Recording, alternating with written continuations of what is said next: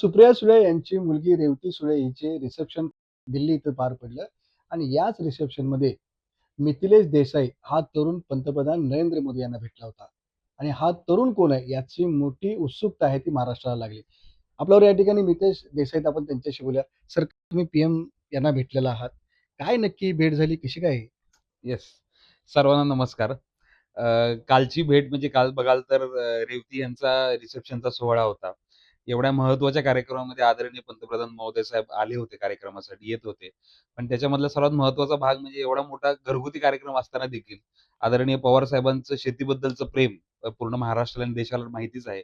आणि त्यांनी मला गेले 6-7 वर्षापासून या फणसासारख्या दुर्लक्षित पिकाला मेनस्ट्रीम क्रॉपमध्ये आणण्यासाठी जे आम्ही प्रयत्न केले, तर त्यांना असं वाटलं की आम्ही हे पंतप्रधान महोदयांसमोर ते मांडावे.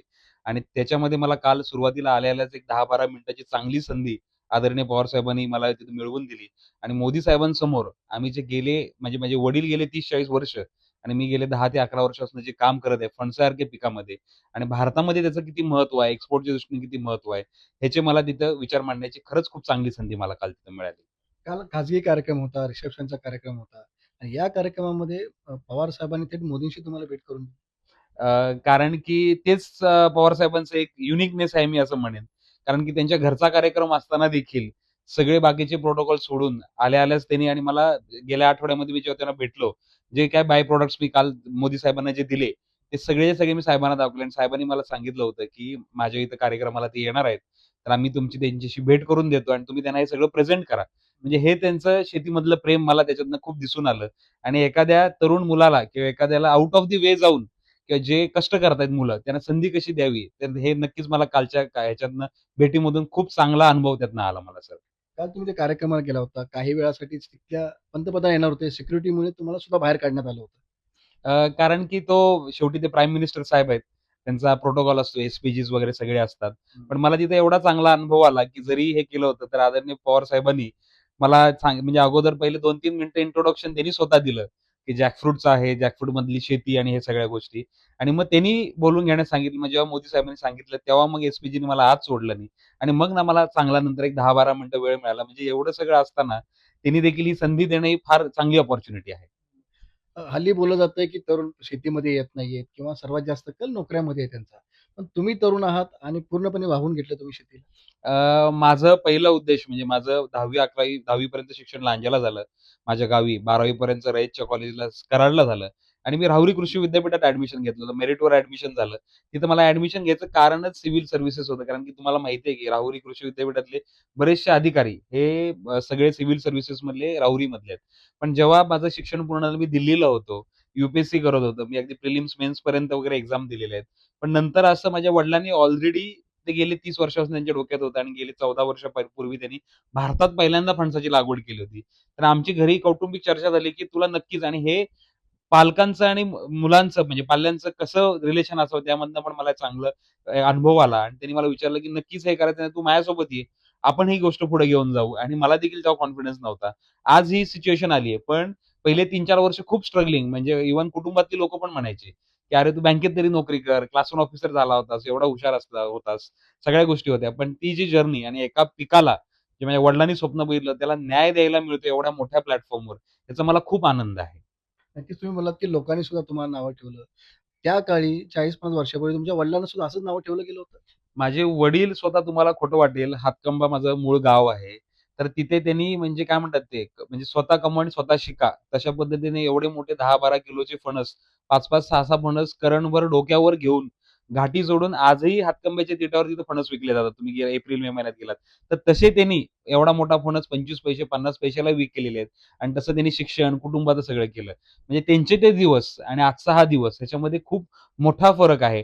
आणि त्यांचे जे कष्ट आहेत, जेव्हा त्यांनी लागवड केली पहिल्यांदा, तेव्हा मी राहुरी कृषी विद्यापीठात शिकायला होतो. तेव्हा लोकं वेड्यात काढायची, "अरे, काय वेडा माणूस आहे का, की हा फणस लावतो? लोकं आंबा लावतायत, काजू लावतायत, फणस बघ पूर्ण वायाला जातायत." पण त्यांची जी इच्छा होती, म्हणजे जे एखादा इतिहास घडवायला एखादा वेडा माणूस लागतो, तर तसंच म्हणजे माझ्या वडिलांबाबतीत असेल. आणि मग मी ते ठरवलं आणि ही जर्नी पुढं. आणि ॲज अ ॲग्रीकल्चर बॅकग्राऊंड किंवा ॲज अ यंग जनरेशन, आपण शेतीमध्ये इनोव्हेशन काय आणू शकतो, टेक्नॉलॉजी काय आणू शकतो किंवा अजून त्याचे बाय प्रॉडक्ट्स काय करू शकतो, ह्याचं मग पुढचे 10 वर्ष आम्ही त्याच्यावर काम केलं. तर तुम्ही काल पीएम साहेबांना भेटलात. तुम्ही नेमकं काय त्यांना सांगितलं? त्यांनी काय तुमच्याकडून जाणून घेतलं? एवढं कुतूहलाने ते तुमच्याकडे बघत होते. ते खूप चांगला क्षण होता. कारण की जसं पवार साहेबांनी अगोदर इंट्रोडक्शन दिलं आणि मी जसं गेलो, तर तेव्हा मला गेल्या-गेल्या त्यांनी मला पहिला प्रश्न विचारला, की "आप कहाँ से हो? आप क्या करते हो? मैं जैकफ्रूट में आपने क्या-क्या किया और हम लोग को क्या करना चाहिए?" मग तेव्हा मी त्यांना सगळं सांगितलं. मी रत्नागिरीचा आहे, शेतकरी उत्पादक कंपनी चालवतो, भारतातली सर्वात मोठी आणि हे जे आज सगळे प्रॉडक्ट्स आणलेत, म्हणजे फणस फक्त फळ म्हणून न पाहता अन्न म्हणून मी म्हणजे 1972 साली जो भारतामध्ये दुष्काळ पडला होता, तेव्हा कोकणातली लोकं किंवा किनारपट्टीतली सगळी राज्यातली लोकं फणस खाऊन जगले. तेव्हा मिलो आला होता. डुकरांचं खाद्य ते घशाला लागायचं. मग तेव्हा लोकं फणसाच्या आट्याळा उकडून, भाजून, गरे खायचे, पिक्के गरे खायचे आणि असंच जीवन जगले होते 1 वर्ष. परत 2020 मध्ये श्रीलंकेत ती गोष्ट रेप्लिकेट झाली. तर ती देखील मी त्याची स्टोरी सांगितली. म्हणूनच jackfruit is non as a main crop in global food hunger index. म्हणजे फूड हंगर इंडेक्समध्ये सर्वात महत्त्वाचा क्रॉप फणस आहे. कारण की ते अन्न आहे. मग ते फळ म्हणून नसं अन्न. मग त्याचं अजून बाय प्रॉडक्ट्स काय आहेत? मग मी त्यांना ती जॅकफ्रूटपासून कच्च्या गऱ्यांची बनवलेली जी पावडर असते, जी आता जगभर टाइप 2च्या डायबिटीज क्युअरसाठी प्रूव्ह झाली, तर ती दाखवली. मग नंतर सीड जी आहे, जे पूर्वी लहानपणी म्हणजे आपण फॅरेक्स देतो लहान मुलांना, पण त्याची पावडर ही फणसाच्या आठवड्यांची लहान मुलांना देतात. प्रेग्नंट वुमन्स ते खातात कारण की त्यांना कॉन्स्टिपेशनचा त्रास होतो. तर ते फणसाच्या आठळीचं गुड सोर्स ऑफ प्रोटीन आहे. परत पिक्क्या गऱ्यांचे चिप्स म्हणजे ज्याच्यापासून शुगर वाढत नाही. म्हणजे आपण चिकू किंवा आंबा खाल्ला, तर ग्लुकोजमुळे शुगर वाढतं. पण जॅकफ्रूटमध्ये फ्रुक्टोज आहे, फायब्रस फ्रूट. तर ते गोड जरी खाल्लं तरी शुगर डाऊन होते. मग ह्या सगळ्या गोष्टी आणि मग त्याच्या पुढे जाऊन मग आम्ही ती बॅग होती आणि एक पासपोर्ट होल्डर होता. जो पूर्णपणे जॅकफ्रूटच्या वेस्टपासनं म्हणजे आम्हाला हे एक अनुभव आला. 10 किलोचा जेव्हा फणस प्रोसेस करतो, तेव्हा 4 किलो ते 3.5 किलो त्याच्यामधलं वेस्ट निघतं. मग त्याचं कॅटल फीड म्हणून तो होतं. प्रीमियम काय बनवतील? तर हा रिसर्चचा भाग आम्ही केला. मग त्यापासून ती बॅग बनलेली ही फणसाच्या सालीपासून, पासपोर्ट होल्डर त्यापासून सगळे जे प्रॉडक्ट म्हणजे आम्ही जे बेसिक करतोय आणि आता इथून पुढे जे स्केल अप करायचे ते सगळे मी त्यांच्यासमोर मांडले. आणि सर्वात चांगलं जे होतं, की त्याच्यावरती मी मोबाईल टॅप केला. त्या व्हिडिओमध्ये दिसतंय आणि त्यांना मी त्याच्यावर जो ट्रेस ओपन झाला, तर तो माझा मित्र गौरव सोमवंशी, त्याची इमरटेक इनोव्हेशन्स म्हणून स्वतःची कंपनी आहे, जो ट्रेसेबिलिटीमध्ये खूप काम करतो. सह्याद्री फार्मसाठी देखील त्यांनी काम केलेलं आहे. तर जेव्हा टॅप केलं त्याच्यामध्ये एन-एफ-सी चिप होती. म्हणजे एवढ्या टेक्नॉलॉजीचा वापर ॲग्रीकल्चरमध्ये. त्याच्यावरती पूर्ण ट्रेस आला. अख्खे पेजेस निघाले. मग तिथं मोदी साहेबांचं, प्राईम मिनिस्टर साहेबांचं नाव होतं. "This is a gift to the prime minister from the farmers." असं त्याच्यावरती होतं आणि पूर्ण जॅकफ्रूटची हिस्ट्री, जॅकफ्रूटचं महत्त्व, आमची जर्नी, मग ह्याच्यामध्ये खतं आहेत की नाहीत, मग ऑर्गॅनिक आहेत तर कुठली आहेत, मग किती आहेत, शेतकऱ्याला किती पैसे, लॉजिस्टिक्सला किती पैसे, ह्याच्यामध्ये बाबा ह्याचा स्केल अप कसा आहे. तर हे पूर्ण एंड टू एंड ट्रेसेबिलिटी ही तिला दिली आणि ते मोदी साहेबांना खूप आवडलं. म्हणजे ग्रामीण भागातले शेतकरी आणि यंग मुलं काय पद्धतीने करू शकतात आणि फणसासारखं जे क्रॉप आहे, जे भारतामध्ये 85% ते 90% देशामध्ये आहे, पण त्याचं अंडर युटिलाइज्ड क्रॉप आहे. म्हणजे इथून फणस व्हिएतनाम, मलेशिया, इंडोनेशियात गेला आणि ते देश, छोटे देश पूर्ण जगभर एक्सपोर्ट करतात. तर ते व्हिजन आमच्यामध्ये खूप चांगली चर्चा झाली आणि मोदी साहेबांना ते एवढं आवडलं आणि ते मी थोडं एक्सप्लेन करण्याचा प्रयत्न केला. तुम्ही त्यांच्याकडे काय मदत मागितली का, की ही इंडस्ट्री, हा फणस जगभर जावा, भारतभर याचा प्रसार व्हावा किंवा त्याचे उत्पन्न व्हावं? मी रिक्वेस्ट अशी केली मोदी साहेबांना, की गेल्या वर्षी जसा त्यांनी मघना बोर्ड फॉर्म केला बिहारमध्ये. त्याच्या आदल्या वर्षी त्यांनी मिलेट्स इयर म्हणून डिक्लेअर केलं. त्यामुळे मिलेटच्या प्रॉडक्टला सगळी डिमांड आली. तसं मी त्यांना रिक्वेस्ट केली, की आपण 1 वर्ष एक जॅकफ्रूट इयर म्हणून करू. कारण की 85-90% देशामध्ये फणस आहे आणि तो वायाला जातोय. ते जर प्रमोशन जर पी-एम साहेब किंवा सेंट्रल गव्हर्नमेंट थ्रू झालं, तर ते चांगलं स्केल अप होईल. दुसरं मी त्यांना अशी दुसरी इच्छा व्यक्त केली, की आम्ही आता स्वतःची प्रायव्हेट लिमिटेड कंपनी पण फॉर्म केली आहे. तर त्याच्यामध्ये आम्ही प्रायव्हेट इन्व्हेस्टमेंट पण रेज करतोय. पण काही सी-एस-आर थ्रू, ग्रँट्स थ्रू किंवा गव्हर्नमेंट सपोर्ट थ्रू एक मोठं क्लस्टर जसं मखनाचं झालं, तसं मोठं क्लस्टर जर आम्हाला कोकणामध्ये रत्नागिरीला आमच्या इथं करता आलं, तर त्याचं एक एक ई सेंटर तयार होईल. भारतासाठी एक ते कॉपी पेस्ट मॉडेल तयार होईल, ज्याचं आपण कॉपी पेस्टिंग नॉर्थ इंडियामध्ये, नॉर्थ ईस्टमध्ये, ईस्ट इंडियामध्ये आणि वेस्ट इंडियामध्ये तयार करू शकतो. जेणेकरून हे सगळे प्रॉडक्ट म्हणजे ॲक्चुअली जो डेटा आणि मी वन पेजर साहेबांना पण दिलं, तर $2 बिलियन फणस हा वायाला जातोय दरवर्षी.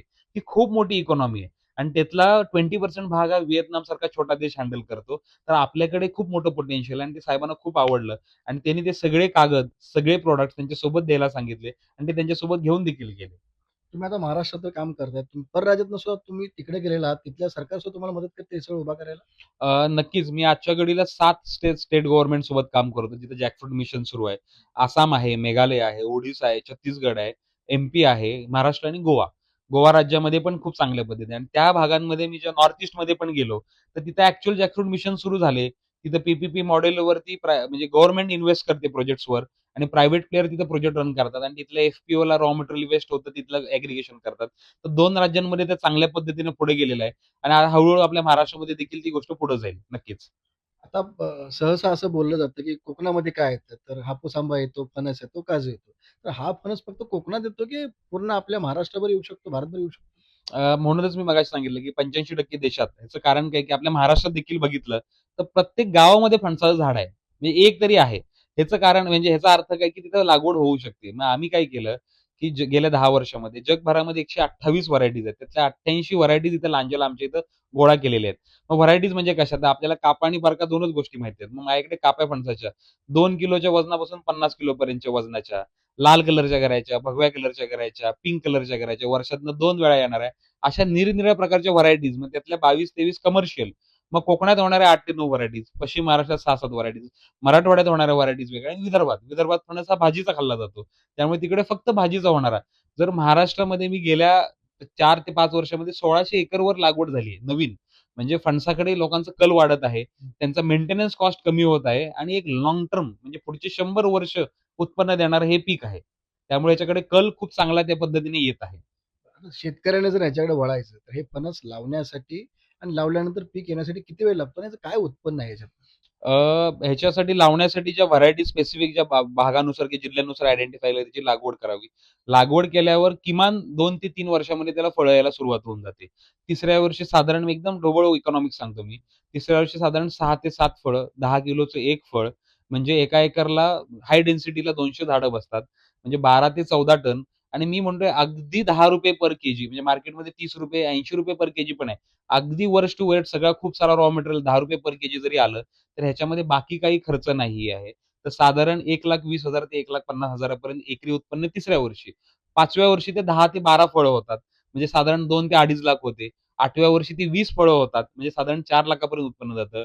एखाद्या शेतकऱ्याला एका एकरमधून 3 ते 4 लाख रुपये एकरी आणि पुढची जर 100 वर्ष मिळणार असतील, तर ह्याच्यासारखी सस्टेनेबल फार्मिंग मला अशी कुठली वाटत नाही. कारण की ह्याला कुठल्याही प्रकारचं खतं फवारण्यांचा म्हणजे वापर होत नाही आणि हे कंप्लीटली ऑर्गॅनिक आहे.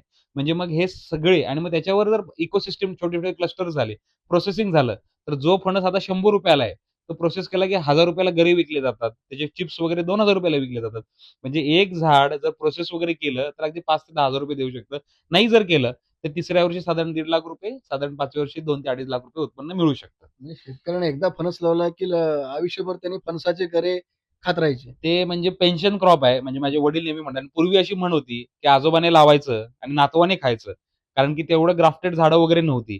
पण आता असं आहे 2 ते 3 वर्षात आता म्हणजे आता कसं आहे आजोबांनीच लावायचं आणि आजोबांनीच खायचं आणि वर नातवाला पण द्यायचं. अशा प्रकारची तेवढं ॲग्रीकल्चरमध्ये इनोव्हेशन सध्या चांगल्यारीत्या आलेलं आहे. तुम्ही आता म्हणजे आता आपण बघितलं झेंची पिढीने आंदोलन केलं, त्यामुळे हा झेंची अजून जरा पुढे आला. लोकांच्या मनात गेला किंवा हे झेंजी पिढी काहीही करू शकते. काय सांगाल या झेंजी पिढीला? म्हणजे शेताकडे आलं पाहिजे, कसं आलं पाहिजे, का फक्त नोकऱ्याच केल्या पाहिजे? झेन पिढीने आता जे रिसेंटली आंदोलन केलं किंवा त्यांच्या ज्या मागण्या होत्या त्या ज्याने हे केल्या. आम्हाला देखील ॲज अ मिलेनियल आहे आम्ही. तर आम्हाला देखील ती अपेक्षा नव्हती, की ते करू शकतात. आता आम्हाला असं वाटायचं, की जॉब वर्किंग मुलं आहेत, हे आहेत, ते आहेत. पण त्यांनी एक चांगल्या प्रकारचं त्याच्यामध्ये त्यांच्या मागण्यांसाठी सगळ्या गोष्टी केल्या. मी त्याच्यामध्ये हे सांगू इच्छितो, की ते एवढे ॲडव्हान्स आहेत, ज्यांचा गॅप पडलेला आहे. झेन पिढीमध्ये आणि मिलेनियल्समध्ये पण गॅप पडलाय आणि अजून वरच्या ज्येष्ठांमध्ये गॅप पडलाय. तो जर गॅप कमी केला आणि शेतीच्या दृष्टीने जर बघायला गेलं, तर ह्यांचे जे यंग ब्रेन्स आहेत आणि यांचं जेवढं फास्ट अडॅप्शन टुवर्ड्स टेक्नॉलॉजी आहे, ह्याचा जर वापर जर ग्राउंडवर शेतीमध्ये करू शकलो, तर ₹1 आपण ₹10 करायला फार वेळ लागणार नाही. ते फक्त कोलॅबोरेशन म्हणजे त्यांच्या कलानुसार घेऊन म्हणजे पालकांनी पण आणि आमच्यासारखे मिलेनियल्सनी पण जर त्यांच्या कलानुसार घेतलं आणि त्यांचं जर आपण नॉलेजचं जर ग्रास्प करू शकलो, तर त्याचा जास्तीत जास्त वापर शेतीसाठी करून चांगले म्हणजे आपण ॲक्चुअल जे शेतीप्रधान म्हणतो, तर तो लाँग टर्म फंडसारखा शेतीप्रधान कायमस्वरूपी टिकून राहील, असा माझा विश्वास वाटतो. आपल्याकडे एक म्हण आहे, की जिथं पिकतं तिथं विकत नाही. असं होतंय का तुमचं महाराष्ट्रात? पूर्वी तसं खूप व्हायचं. कारण की माझ्या वडिलांनी जसं मी सांगितलं, की लागवड जेव्हा करायला घेतली तेव्हा त्यांना वेड्यात काढलं अक्षरशः.